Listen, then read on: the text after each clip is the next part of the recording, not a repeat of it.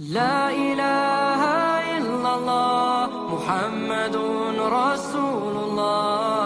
Satu pertanyaan melalui WhatsApp ini Bu ya, dari Makassar. Mohon maaf, saya dari Makassar ingin bertanya, jika kita berbeda-beda baik dalam pemikiran dalam agama dan lain-lain, dalam perbedaan, sedangkan kita sendiri ada dalam lingkaran perbedaan itu, kira-kira rujukan kebenaran yang persis seperti apa dari beberapa perbedaan tersebut? Mohon penjelasan Bu ya. Iya, maka barangkali Pak Kiai Lukman barangkali ingin menjelaskan terlebih dahulu tentang perbedaan kita dalam kondisi perbedaan, lalu kemudian kita harus ambil yang mana ini, Pak Kiai Lukman? Baik, di Quran itu disebutkan fa in tanaza'tum fi syai'in. Kalau Anda mengalami polemik, konflik itu ya pasti karena perbedaan. Fi syai'in terhadap satu hal apa saja, farudduhu ilallah wa ila rasul. Kembalilah kepada Allah dan kepada Rasul. Bukan kembali ke pendapatnya masing-masing. Maksudnya begini, tapi ini menurut dunia sufi, apa yang dimaksud kembali kepada Allah dan kepada Rasul. Kalau dalam dunia fikih kan, oh itu kembali Quran, kembali ke hadis ya. Tetapi ada sesuatu yang lebih dalam lagi. Kembali kepada Allah itu berarti adalah ar-ruju' ilallah fi kulli syai', dalam segalanya. Maksudnya ar-ruju' ilallah fi kulli syai' karena apa? Karena kita ini tahu segala sesuatu itu sesungguhnya minallah, dari Allah, dan menuju kembali ilallah, kepada Allah. Nah, disitulah kita harus merasakan dengan siapa saya harus menuju kepada Allah. Ya harus billah, bersama Allah, bukan bersama diri sendiri, bukan bersama opini-opini yang sedang memblokir pandangan kita. Paling tidak ini akan menurunkan, mengklarifikasi seluruh kerumitan-kerumitan di dalam diri kita. Nah, untuk apa? Billah, sehingga kita bisa tadi seperti disebut oleh dia tadi juga, supaya bisa lillah. Billah, lillah. Jadi 4 hal saja yang mungkin dipegang. Ini soal ibda' binafsik, mulai dari diri kita sendiri. Satu organisme gerakan amalia ataupun cara kita mengekspresikan diri kita, paling enggak 4 hal. Minallah, dari semua ini disadari dari Allah. Kemudian ilallah, menuju Allah. Billah, bersama Allah. Dan lillah, hanya untukmu Allah. Tapi ini satu kesatuan yang terus bergerak hidup. Apakah kita sedang sholat atau baca Quran, misalnya, Allah, aku baca Quran ini darimu. Untuk apa saya baca Quran? Menuju kepadamu. Dengan siapa aku baca Quran? Ya bersamamu. Pasti Anda akan merasakan sebuah dialog dengan Allah. Sehingga lillah kita itu gampang. Sulit kita itu lillah karena bersama diri kita sendiri, bin nafsi. Maka segala sesuatu seberat apapun, kalau bersama Allah menjadi ringan sebenarnya. Tapi seringan apapun kalau bersama diri sendiri jadi berat. Maka berantem terus kita, karena semua masing-masing bersama diri sendiri semua. Nah, dari situ kemudian kembali kepada Rasul. Kita lebih banyak, kalau dari segi zikir kita perbanyak sholawat. Karena Allah menyebutkan, ya, Allah itu tidak akan pernah menyiksa satu kaum yang di situ ada Nabi. Itu berarti kalau di dalam diri kita ada sholawat Nabi, azabnya Allah nggak bakal turun, Pak.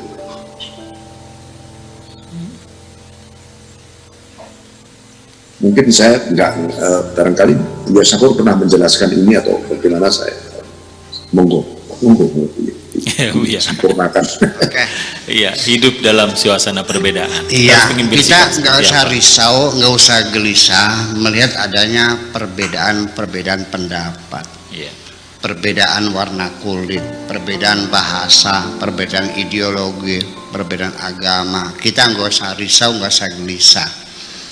Kita hendaknya melihat perbedaan ini bukan sesuatu yang seharusnya menggelisahkan kita, tetapi justru perbedaan-perbedaan itu adalah sebagai ayat-ayat Allah. Wa min ayatihi, di antara ayat-ayat Allah, tanda-tanda kebesaran Allah. Ikhtilafu alwanikum, beda warna kulitmu adalah sebagai tanda kebesaran Allah. Apalagi ikhtilafu alsinatikum, bahasa berbeda-beda, itulah sebagai tanda kebesaran Allah. Iya. Kita bukan gelisah, malah semakin bangga, semakin yakin Allah itu hebat ketika melihat adanya perbedaan ini.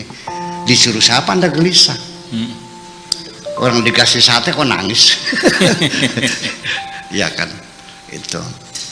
Jadi kita tidak disuruh untuk mempersamakan, tidak, membiarkan itu berbeda dan kita nikmati perbedaan itu. Iya. Jadi bahwa perbedaan atau pluralitas itu adalah suatu realita dalam kehidupan yang tidak bisa dihindari. Oleh karena itu jangan dipermasalahkan, tetapi sebagai suatu keniscayaan yang tidak bisa dihindari. Jadi kita terima sajalah perbedaan sebagai realita yang tidak bisa ditolak begitu. Iya. Itu satu. Kemudian juga ketika kita berbeda pendapat, lalu bagaimana kita bisa mengetahui, mencari yang benar? Dan kemudian tadi juga dikatakan bahwa wa in tanaza'tum farudhu ilallah. Oke, kita kembali kepada Allah. Maksudnya kepada Al-Quran kan, sebagai firman-Nya, kepada Rasul. Ternyata di dalam Al-Quran saja tafsirannya berbeda-beda. Iya.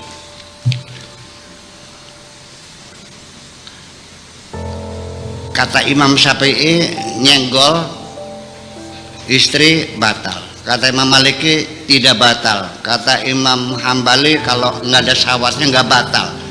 Kalau ada syahwat batal. Yang benar mana? Farudhu ilallah. Kita buka kitab Al-Qurannya. Bunyinya aula mastumun nisa. Ayatnya sama, penafsirannya berbeda. Lalu jadi gimana maksudnya farudhu ilallah?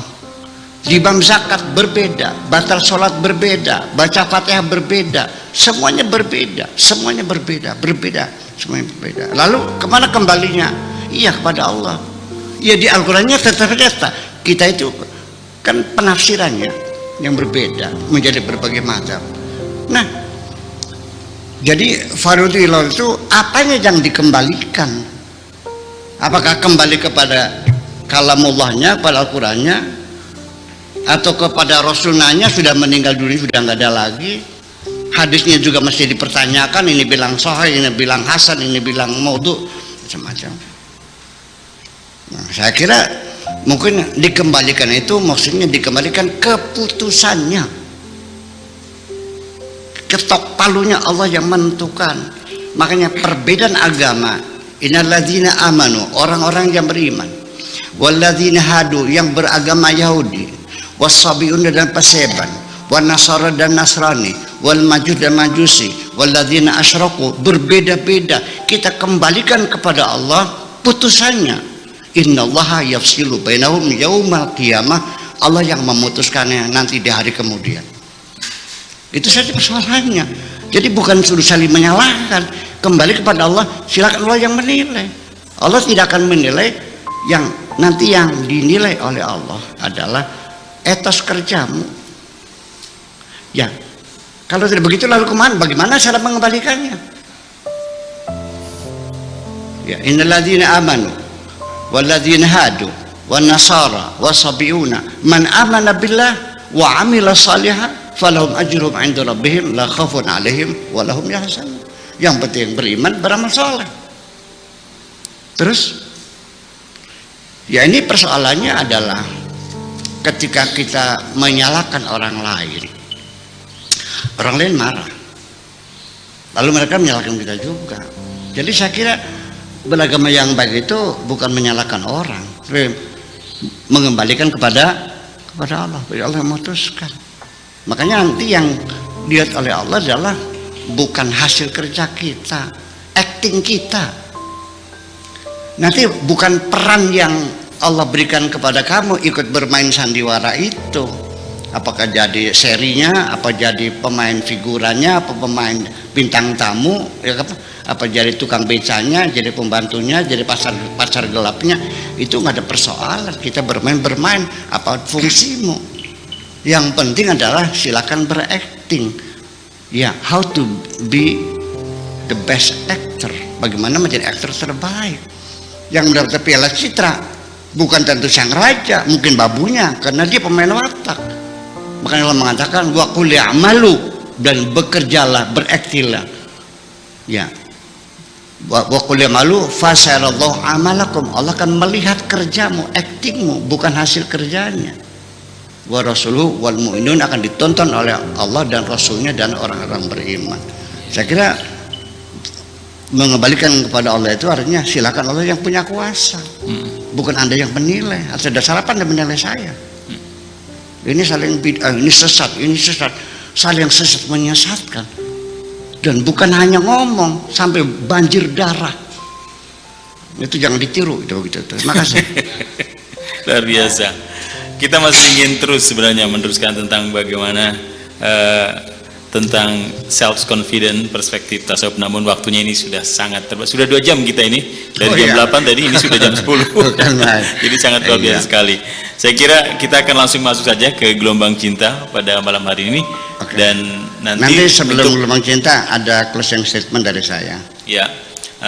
Dan untuk Pak Kiai Lukman juga dimohon untuk nanti tetap bersama kami untuk bisa memberikan apresiasi pada gelombang cinta malam hari ini yang akan nanti dibacakan oleh sahabat kita ini, Deva Randi. Namun sebelumnya saya berikan waktu untuk Buya, barangkali akan memberikan closing statement atas pembahasan malam satu hari. Pertanyaan, jadi self confidence ini boleh enggak kita dalam wilayah ilmu tasawuf atau orang yang lagi menekuni ke dirinya dalam ilmu kesufian, boleh enggak membangun self confidence dalam diri kita ini? Maksud saya begini, ketika orang itu masih levelnya syariat atau ahlul bidayah, diperlukan self confidence. Dia harus tahu kepotensi yang dimilikinya, ya, supaya dia tidak gampang melakukan satu pekerjaan. Setelah dia belajar jampi-jampi sholat, sudah silakan laksanakan sholat, yakin dan aku sudah bisa, silakan laksanakan. Jangan bisa enggak, menjadi was-was nggak bisa. Ketika masih ahlul bidayah atau syariah. Tapi kalau sudah level kedua, namanya torekot, jadi kurangnya dikit, gitu.